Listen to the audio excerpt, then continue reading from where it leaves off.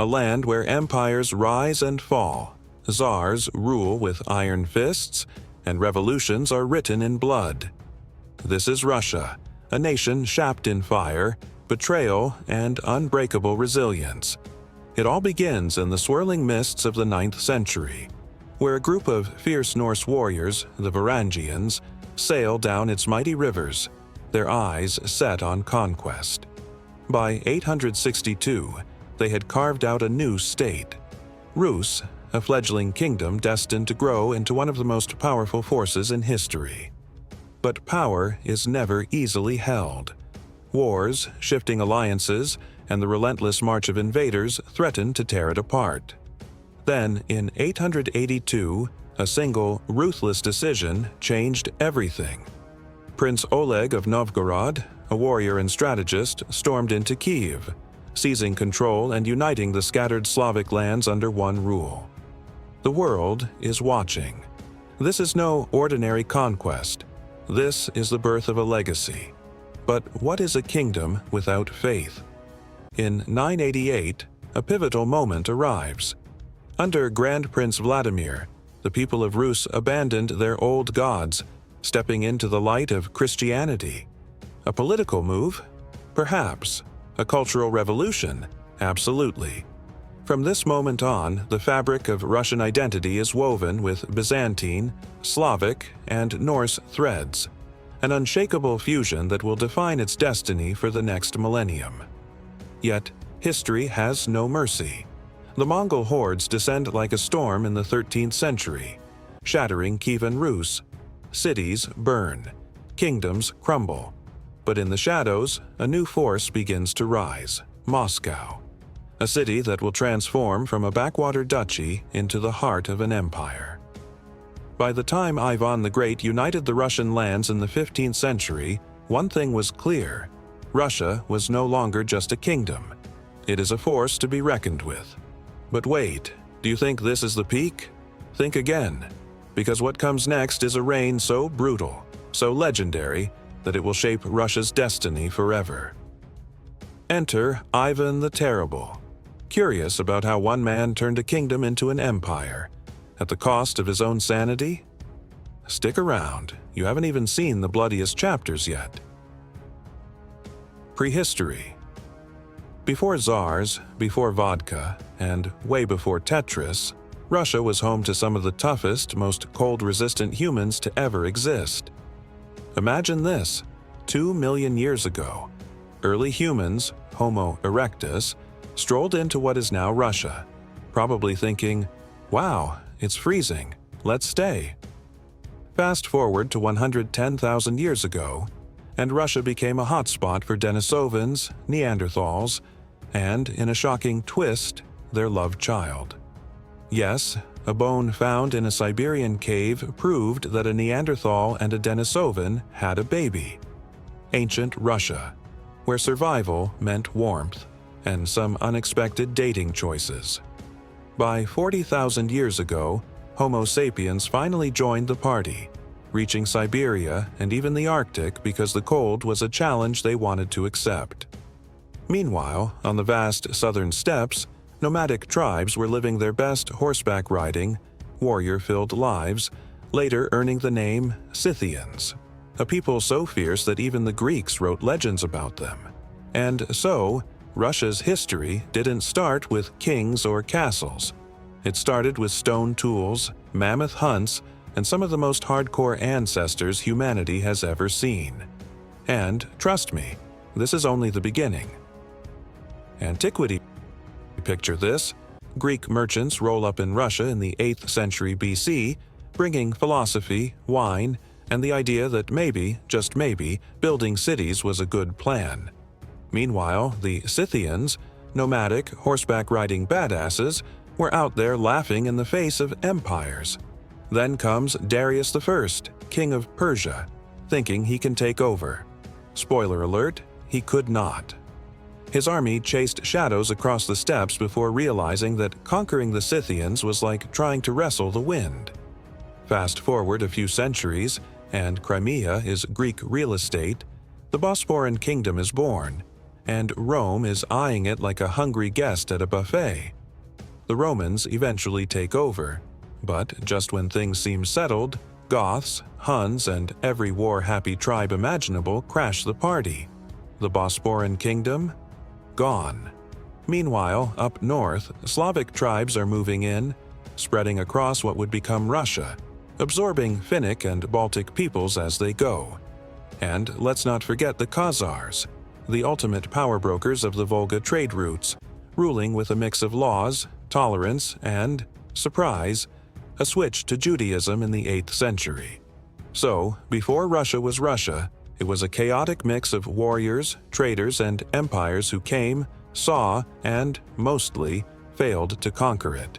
And trust me, the real drama hasn't even begun. Kievan Rus, 862 to 1240. Imagine this. It's the 9th century.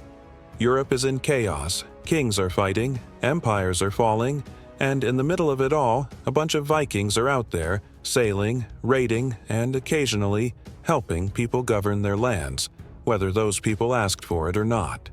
Enter Rurik, a Scandinavian warrior who went from pillaging to becoming the accidental father of Russia. So, who was this guy? Rurik was your classic Viking. Big beard, bigger axe, and a love for adventure, or plundering, depending on who you ask. He and his fellow Varangians, Eastern Vikings, had a thriving side hustle, trading, raiding, and intimidating their way through the waterways of Eastern Europe. By the 860s, they were making waves, literally, in what is now Russia and Ukraine. But here's where things take a weird turn. According to the legendary Calling of the Varangians, the Slavic tribes in the area were so bad at governing themselves that they actually invited Rurik and his crew to come rule over them. Yes, you read that right.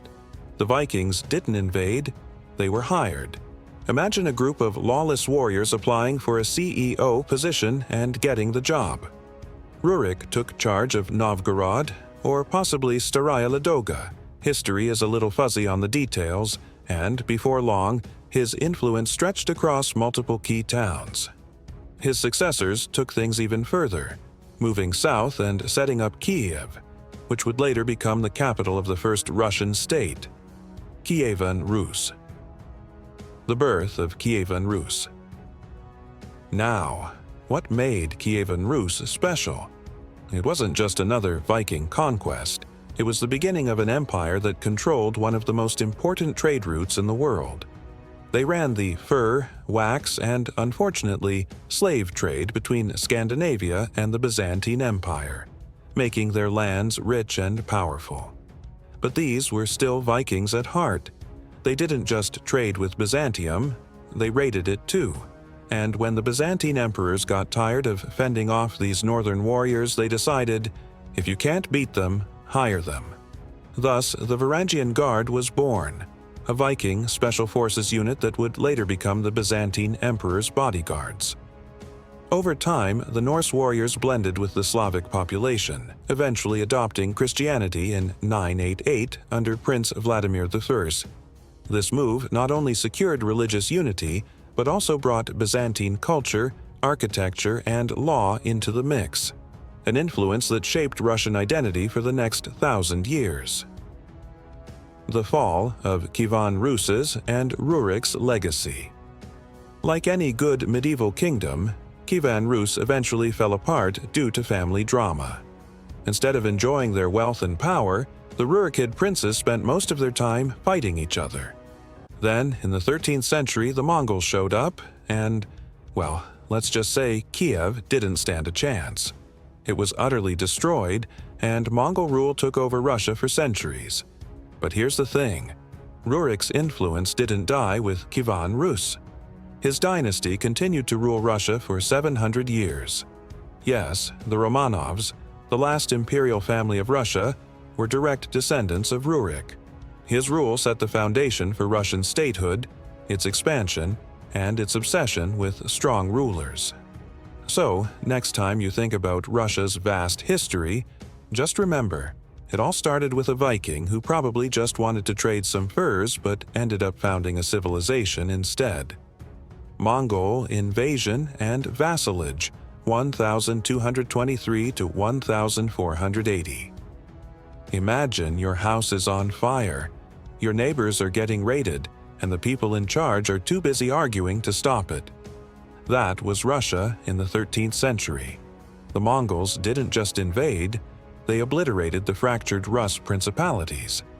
In 1237 to 1238, they torched Vladimir, crushed Russian armies at the Sit River, and then kept moving. Because why stop at one country when you can take over half of Europe? Kiev, leveled. Vladimir, gone. The only place that escaped Mongol rule? Novgorod, because apparently even the Mongols knew better than to mess with their trade empire. Meanwhile, new power players like Moscow, Tver, and Nizhny Novgorod rose from the ashes, learning how to navigate Mongol rule while quietly plotting their comeback. Dmitry Donskoy tried to fight back in 1380, winning at Kulikovo, but 2 years later, the Mongols burned Moscow again, just to make a point.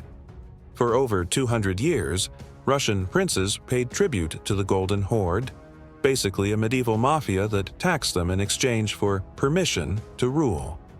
But here's the twist. While Russia was under Mongol rule, they picked up some useful tricks: better military tactics, roads, a postal system, and a tax network, because why let the Mongols be the only ones profiting? By the 15th century, Moscow had had enough. In 1480, the Great Stand on the Ugra was the final standoff. No battle happened, the Mongols just left. And just like that, Russia declared itself free. The Mongols came, they conquered, and they left a lasting impact. But in the end, Russia didn't just survive, they adapted, and soon they'd be ready to build their own empire. Grand Duchy of Moscow, 1283 to 1547. Ever had a landlord who suddenly decided he didn't feel like paying rent anymore? Well, meet Ivan III, aka Ivan the Great, the guy who kicked the Mongols out of Russia, tripled its size, and made Moscow the center of the universe, at least in his eyes. Unlike his more dramatic successor, Ivan the Terrible, he didn't throw tantrums or execute half his nobles. Instead, he played the long game, plotting, expanding, and turning Moscow into a force to be reckoned with. Back in the 15th century, Russia wasn't really Russia. It was a messy patchwork of feuding principalities, all bowing to the Mongol Golden Horde like obedient, tax-paying peasants. But Ivan, he wasn't about that life. Instead of just collecting taxes for the Mongols, he started collecting land, power, and enemies. His first big move? Swallowing Novgorod whole.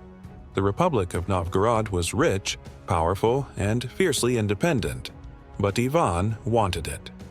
After years of scheming and fighting, Novgorod fell, and Moscow tripled in size. Then came the legendary Great Stand on the Ugra River in 1480, which, despite its dramatic name, was just a stare-down contest between Ivan and the Mongols. The Golden Horde came expecting a fight. The Russians stood their ground. And then? The Mongols just awkwardly left. No final battle, no epic charge, just centuries of Mongol rule ending because Ivan decided he was done paying rent. But Ivan wasn't just a warlord. He was a branding genius. After the fall of Constantinople, he declared Moscow the Third Rome, the new center of Orthodox Christianity. And to make it official, he married a Byzantine princess, Sophia Paleologina, because nothing says, "I'm the true heir of the Roman Empire," like marrying into it. He also renovated the Kremlin, turning it into the ultimate flex of Russian power. By the time he was done, Russia had gone from a weak collection of states to a centralized powerhouse. Under Ivan III's rule, Moscow went from a regional underdog to a full-blown empire. He tripled its territory, absorbing lands through conquest, diplomacy, and a little bit of good old-fashioned intimidation. But his biggest flex? Kicking out the Mongols for good. But not everything was perfect. By cutting ties with Western Europe, Ivan isolated Russia from the Renaissance, keeping it more autocratic and closed off to new ideas. Still, love him or hate him, Ivan III was the guy who turned Moscow into an empire. Without him, there'd be no Russian czars, no Moscow as the capital, and, most importantly, no dramatic Russian history full of power struggles, invasions, and empire building. And trust me, this was just the beginning. Tsardom of Russia, 1547 to 1721. Ivan IV, the Terrible. Some rulers are remembered for their wisdom, some for their conquests, and then there's Ivan the Terrible. Was he brilliant or completely unhinged? Well, why not both? He built an empire, reformed the state, and crushed his enemies. He also executed nobles for sport, wiped out entire cities, and, oh yeah, accidentally killed his son. Not exactly your ideal dinner guest. Ivan wasn't just any ruler. He was Russia's first official Tsar. In 1547, he declared himself the absolute ruler of all Russia, which meant, I'm in charge, and if you don't like it, you won't be around much longer. And he meant it. The nobles, boyars, were forced into submission. Many were exiled or executed, and Ivan centralized power like never before. But to be fair, he wasn't just about terror. He also introduced new laws, Sudebnik of 1550, created Russia's first standing army, the Streltsy, and set up the Zemsky Sobor, Russia's first feudal parliament. So yes, he was a reformer, just a very, very angry one. But Ivan wasn't satisfied with ruling Russia. He wanted to expand it. He led brutal wars to conquer the Khanates of Kazan, Astrakhan, and Siberia, bringing Muslim Tatars under Russian rule and turning his nation into a massive, multi-ethnic empire. But then came his biggest mistake, the Livonian War. Ivan wanted access to the Baltic Sea for trade, but instead he ended up fighting Sweden, Poland, and Lithuania all at once. After 25 years of war, Russia lost, big time. The economy tanked, his armies were exhausted, and Russia was left vulnerable to foreign invasion. And then, he lost it. Convinced that everyone was plotting against him, he created the Oprichnina, a separate state within Russia where his personal death squad roamed the land, terrorizing, executing, and seizing property. In 1570, he ordered the massacre of Novgorod, wiping out thousands because he thought they were disloyal. The situation got so bad that even the Crimean Tatars managed to burn Moscow in 1571, not exactly a sign of great leadership. By the time Ivan died in 1584, Russia was in shambles, economically drained, militarily weakened, and politically unstable. But here's the kicker: he still shaped Russia's future. His reign expanded Russia's borders, strengthened the Tsar's absolute power, and introduced reforms that lasted for centuries. Unfortunately, he also set the stage for an era of chaos known as the Time of Troubles. So, was Ivan IV a genius or a madman? Yes, he was both. But one thing's for sure: Russia would never be the same after him. Time of Troubles. What happens when a kingdom loses its Tsar, faces a famine, gets invaded, and has not one but two fake Tsars running around claiming the throne? Welcome to the Time of Troubles, 1606 to 1613. A period so chaotic that it makes medieval Game of Thrones look like a children's bedtime story. It all started when Ivan the Terrible's son, Fyodor, died without an heir. With no clear successor, Russia descended into absolute chaos.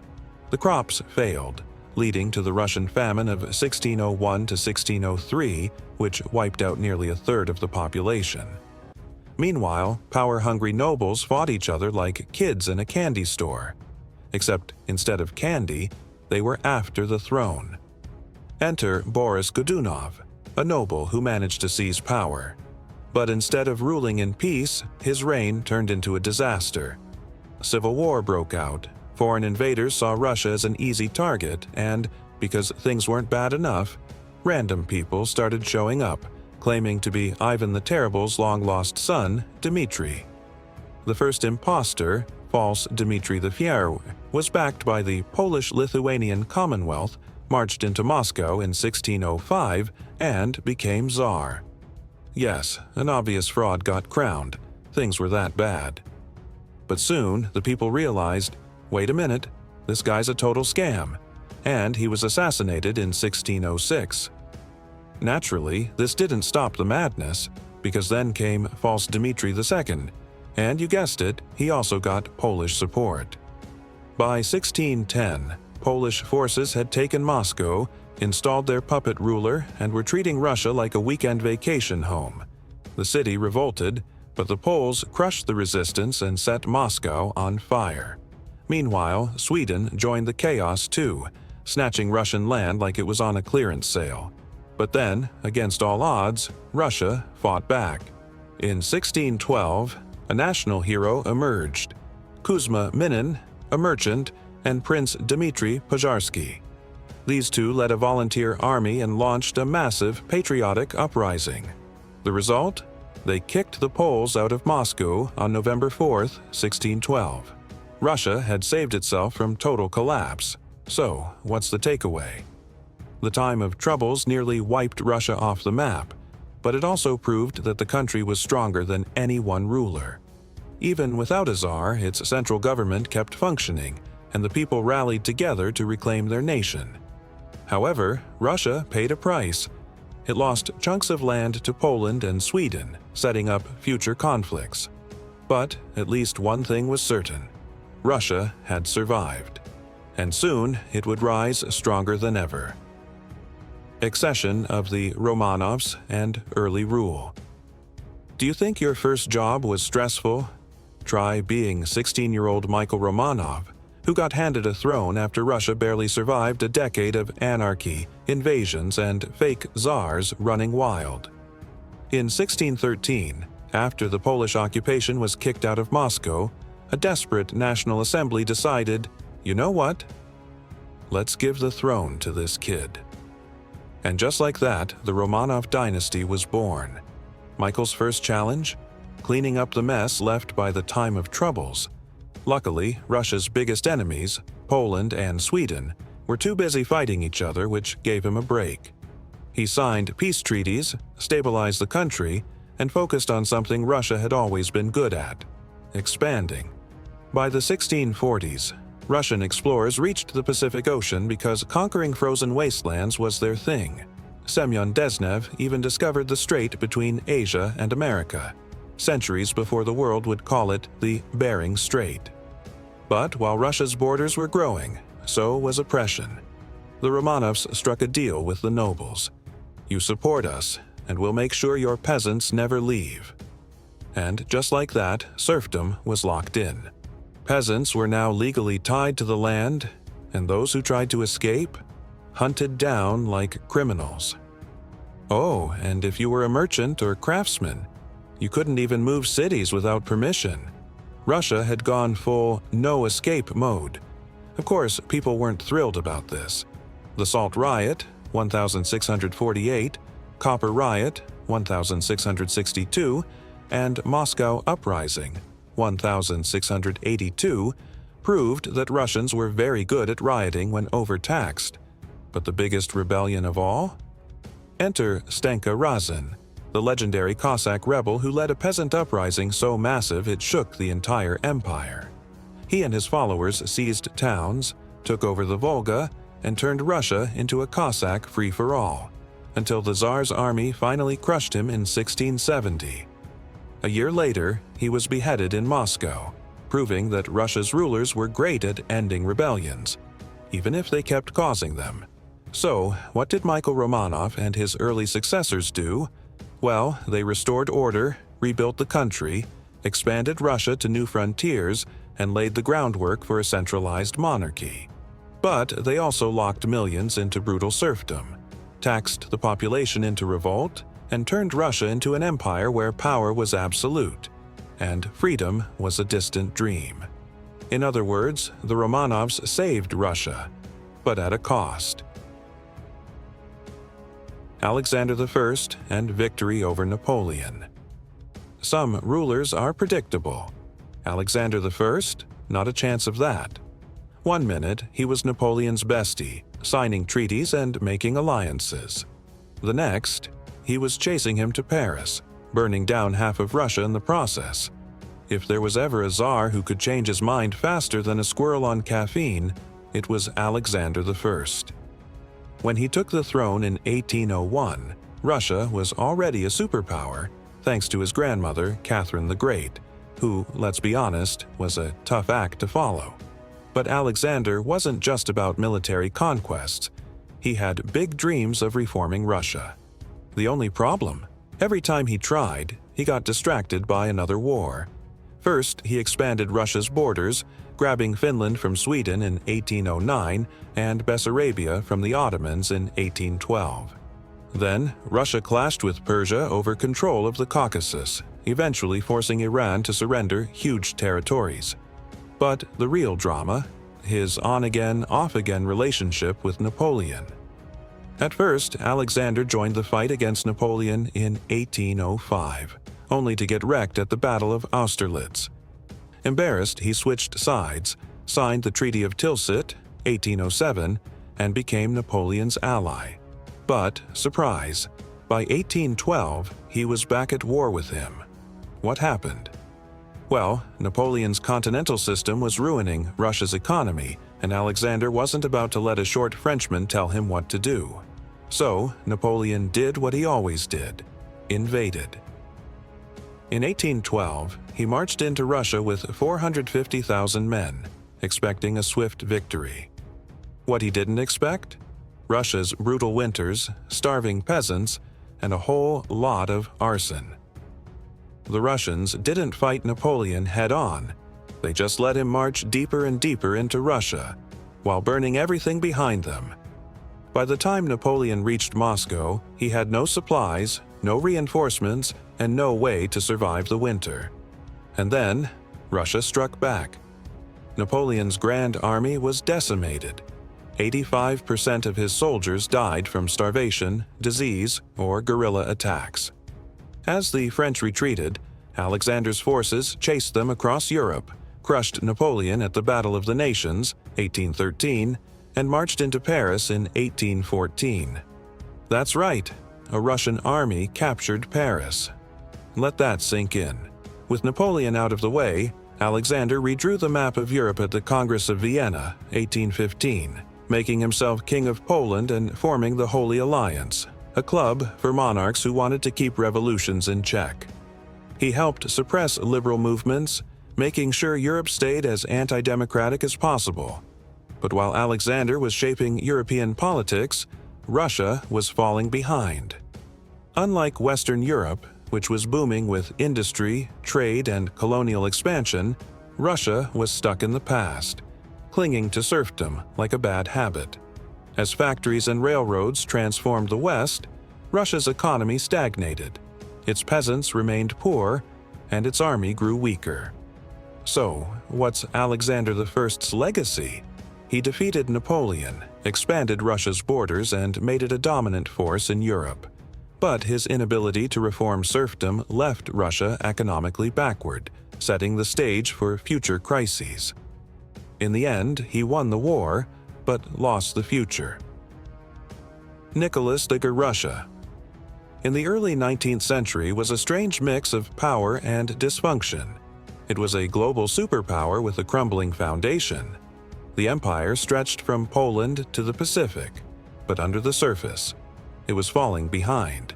The economy was outdated, the people were overtaxed, and the government ran like a horse-drawn carriage in a world that was switching to steam engines. And then came Nicholas I, a man who saw all of this and thought, let's just keep everything the same, but with more secret police. Nicholas wasn't even supposed to be Tsar. After Alexander I died in 1825, his older brother Constantine refused the throne, leading to one of the messiest transitions in Russian history. While the empire waited for someone, anyone, to take charge, a group of idealistic nobles and army officers saw an opportunity. These men, inspired by Western liberalism, had fought in the Napoleonic Wars and thought, hey, maybe Russia should try this whole freedom thing. Thus, the Decembrist Revolt was born. Their plan? Overthrow the autocracy and set up a constitutional monarchy. The problem? They were terrible at revolting. On December 14, 1825, they marched into Senate Square in St. Petersburg. Petersburg? And just stood there, waiting for something to happen. Nicholas I, not a fan of hesitation, crushed them within hours. The leaders were hanged or exiled to Siberia, and Nicholas took this as a personal sign that reform was dangerous. So, instead of moving Russia forward, he locked it down. Under Nicholas, Russia became a police state. Censorship increased. Secret police everywhere. Political dissent crushed before it even began. His new motto: orthodoxy, autocracy, and nationality. Translation: the Church, the Tsar, and Russian nationalism would keep the empire in check, whether people liked it or not. But Russia was still an expansionist beast. Nicholas fought Persia again in 1826, briefly lost territory, then came back swinging and took even more land, including modern-day Armenia and Azerbaijan. He also pushed deeper into the Ottoman Empire, seizing parts of northeastern Turkey before retreating to Georgia. By the 1830s, Russia had completely dominated the Caucasus. Meanwhile, Poland, which had been itching for independence since forever, erupted into the November Uprising, 1831. Nicholas, true to his personality, crushed it with zero hesitation. Poland lost what little autonomy it had, and Russian culture, language, and laws were forced on the population. When another Polish revolt broke out in 1863, Russia did the same thing, but this time with even harsher punishments. What happened next? By the mid-19th century, Russia was still powerful, but it was also dangerously outdated. While Britain, France, and Germany raced ahead with industry, trains, and modern economies, Russia was still relying on serfs, slow bureaucracy, and outdated military tactics. This all came crashing down in the Crimean War, 1853 to 1856, where Russia got humiliated by Western powers. The war proved that something had to change. What followed was a century of reform, revolution, and empire building. The serfs were freed, Russia industrialized, but the cracks in the system kept growing. By 1917, the empire would collapse completely, leading to the Russian Revolution and the rise of the Soviet Union. But at its core, the seeds of Russia's future struggles were planted long before, when rulers like Nicholas I chose repression over reform. If you found this wild ride through history fascinating, hit that like button and subscribe for more mind-blowing historical deep dives. And if you know someone who still thinks Russia is just vodka and bear, send them this video.